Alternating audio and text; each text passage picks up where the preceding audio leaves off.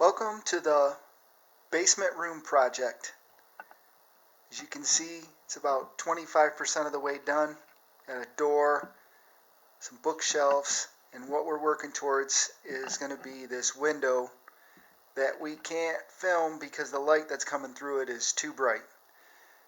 We're getting ready to work on this window. We have some 3/4 inch plywood that's just acting like extension jamb molding, and I put it on there with Craig pocket screws and then filled the holes with wooden plug fillers.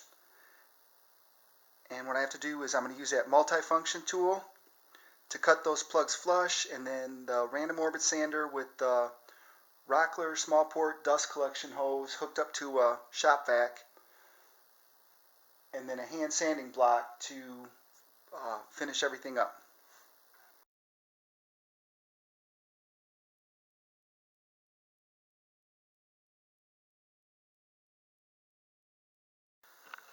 This is how I practice before I do a job like what I'm working on in the basement with the window jamb that needs extension molding put on it.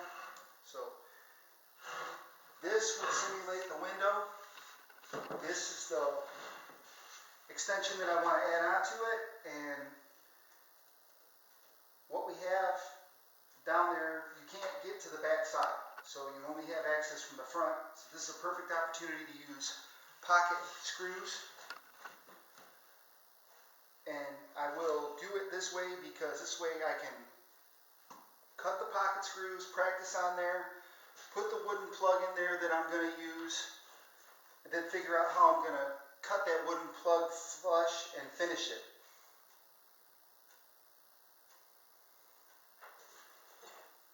You want to mark where you're going to be putting your screws. On the fixture, there's a little line that you can line up with your pencil mark.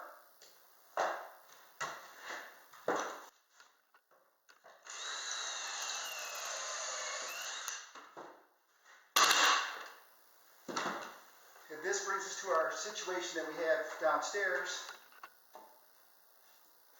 These pocket holes, they work great for the screw, and it really holds everything together nice. But you don't want to look at it when it's painted. And if you fill something that large with caulking or wood filler, it's just going to shrink, shrink, shrink. So you use the plugs that the company sells that are made out of wood. They get installed. Once the glue dries, you can sand them flush. But what I like to do, and that's the reason why we have this practice set up, is I'll use a multifunction tool, cut them flush. Alright, apply glue into the hole, and then I'll use just a broken piece of stick to spread everything around, because you want an even coating of glue so everything sticks together and doesn't come apart while you're trying to saw and sand it.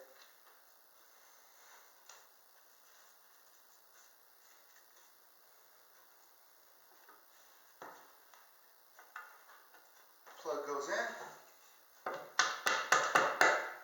I'll give it a light tap, and then you just let it sit. For the vertical blind that was in front of the window we're working on in the basement. Now that the wall framing's changed, it's too large, it won't fit, so we're going to cut it down. These are the vertical slats for that blind that we're working on for the window. Right now they're about 15 inches too long. I marked them to the correct length, stacked them carefully, and I'm going to saw them.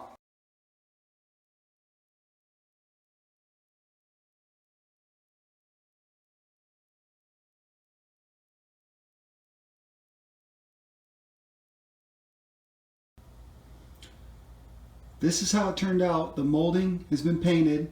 The blind is installed. You can see how nice it fit in the opening. The slats are cut and ready to go on.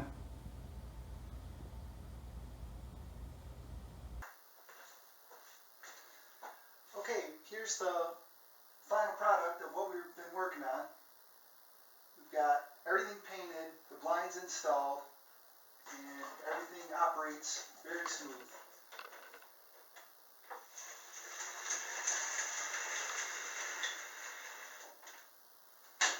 The next step in this process is going to be to put the drywall on the wall and get everything painted.